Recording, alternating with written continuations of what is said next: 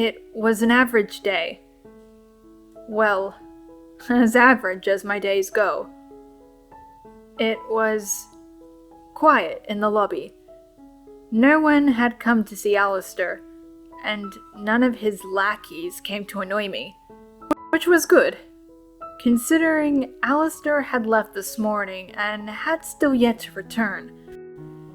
I don't think I'd had the patience to deal with anyone right now, as the little friend impelled in the back of my head wouldn't let me get any sleep last night. I'd probably be a bit more sour about the whole thing if my thoughts weren't overpowered by a concern for the mayor. When Alistair took me in, he promised it was nothing but an extension of myself, and that controlling it wouldn't be too difficult, so long as I wear the cap he gave me. At first, I thought he just wanted to wear what he wanted, but I've concluded with how little attention he gives me, that's obviously not the case, and most of the time, the thing stays in check. At least, when I'm in public anyway. Though I guess it is kind of a shame it wasn't for that reason, but perhaps that's for the best. Those who get into close, prolonged contact with Alistair seems to have a shaky relationship with death. In all honesty, despite his nature, I'm very grateful he hired me. I'd mutate when I first arrived in town, and with the gaping sensitive mouth that now rested in the back of my head, everyone was too cautious to come near me. Some of them even viewed me as a rabid monster, saying I needed to be put down before I snapped.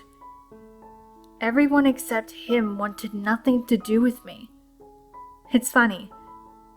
Even though I'm in another world, my situation didn't change much from where I was in the real one.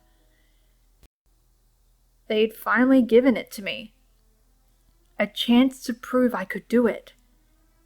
A chance to cover a proper story, and it was by far one of the most interesting cases we've seen.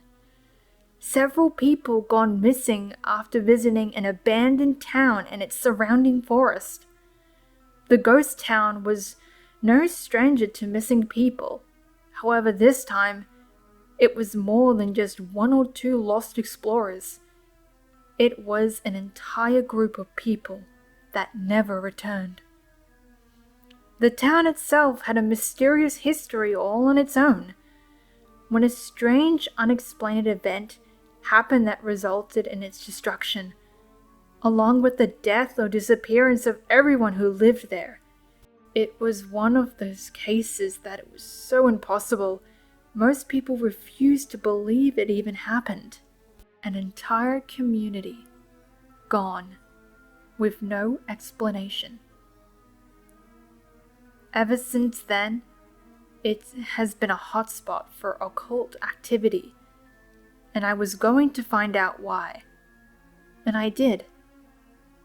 But I never got to tell anyone what I found, because I went in too deep. I worked with him ever since. I've seen so many come and go, it became routine. But he keeps me for some reason. No suicide missions, no walks in the woods, no nothing. I'm just here, and he doesn't give me a second thought. In a world of madness, it has become strangely comforting.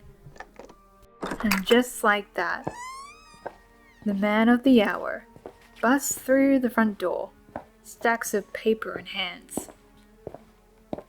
Oh, Mayor. How are you, sir? Perfectly fine. As a matter of fact, I'm great. He talked fast, and in a rather dismissive manner. It wasn't hard to tell he had a lot on his mind, as he barely spared me a glance. Say, do you remember when I asked you about hiring a new investigator? Yes, sir. He slammed down the stack on my desk and walked towards his office with a tired sigh. Fantastic. I'll need someone familiar with the paranormal as always, and I want it by tomorrow. Right away, sir. He slammed the door before I could even finish my sentence. I knew Riley was dead, and it was probably best not to ask why or how. The best thing to do was to flip through paper and faces, and try not to think about it. Andrew, Jacob, Winston, detective, cops, and other forms of law enforcement. Not really sure how the mayor expects me to find anyone even remotely close to this paranormal and all this. Spencer McCormick, paranormal investigator. Well, there's one at least. I opened the file and started poking through the information, taking notice of an attached photograph. How exactly they'd obtained all this information was anyone's guess. He looked dead, more than what's common here in nowhere. Pale, sunken eyes, and his weight was barely past triple digits. The phone rang, and as my job entails, I answered it on instinct. Town Hall. How can I assist you, Sora, ma'am? I muttered offhandedly, not paying too much attention as I scruffled through the papers of our new candidate. Through my mind, what mostly turned out to what he was saying, I could hear him saying something about speaking to the mayor. Let me check, sir. 1 second. Switching the channel, I was greeted with the strange sound of sloshing and twisting meat. At this point in my career, I learned to just let Alistair be Alistair. Hello, sir. Are you in right now? No, having some difficulties. Just take care of it. There was some grunting on the other line, followed by a loud, wet thud. Do you know where the coat rack is? You had it sent off to be infused with dark matter, sir. You wouldn't tell me why. I heard an odd shuffle over the line, and a small, high-pitched squeak. Are you okay, sir? Yeah, everything's fine here, just... The line cut abruptly, and I just chalked it up to him being busy. As always. Better not to question things when it came to him.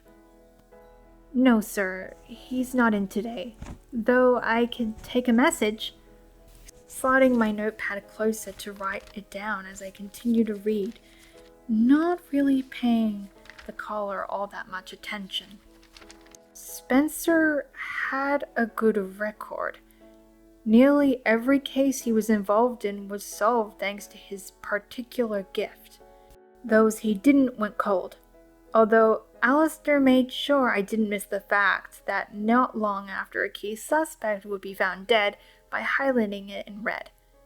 I'm sorry, sir. You'll need to talk to the liability department about cultist raid reparations. The mayor doesn't deal with that directly. The more I look at the other files, the more the lack of effort put into them in comparison to Spencer's becomes obvious. I got a strange feeling Alistair had already made up his mind and was just looking for someone to agree with him. Mildly irritating, but I did appreciate the fact he looked to me for that. I'm sorry, sir. We don't currently have a representative in the liability department. He was killed in our last cultist raid. That being said, if you're looking for a position in Town Hall, we could... Hello? There was a long, empty beep on the other end, indicating that whoever was calling got fed up and disconnected. With a shrug, I put the phone back down and went about filing about the paperwork needed for bringing our new investigator home.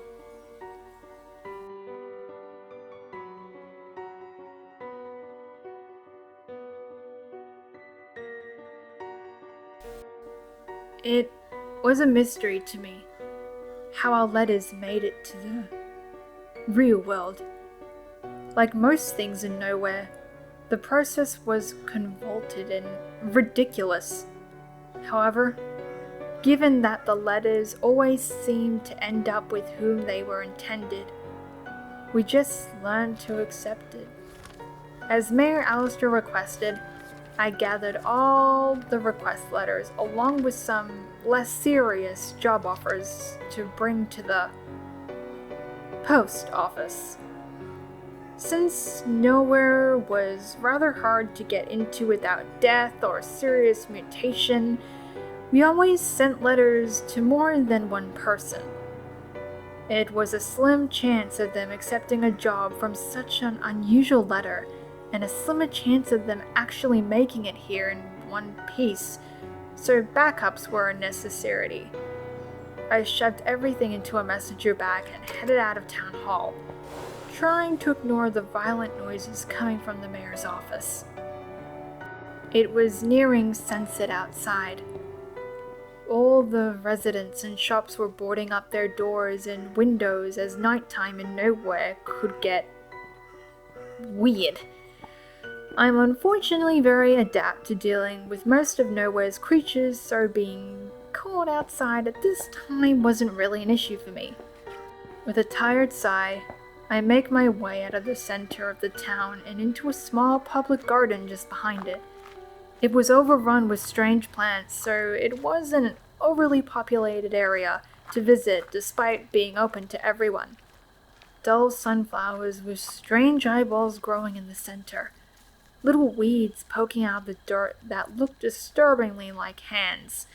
And one of the most unnerving, a bush that grew to what appeared to be small human heads with empty eye sockets. Bottom line, everything here felt like it knew you were there, and wasn't overly thrilled about it. I ignored the particular flora and walked past it to a large well that was long past its golden years. Made of stone, cracking everywhere with a sad little wooden roof on top. As I grew closer to the well, I began to hear the same reverberating drips I always do. Wells were very popular in Nowhere. People swear they sometimes heard someone they know in them. People from the outside, or things like cars or animals. The rumor around town is that the well lets you hear something from your past, or something you know from the outside.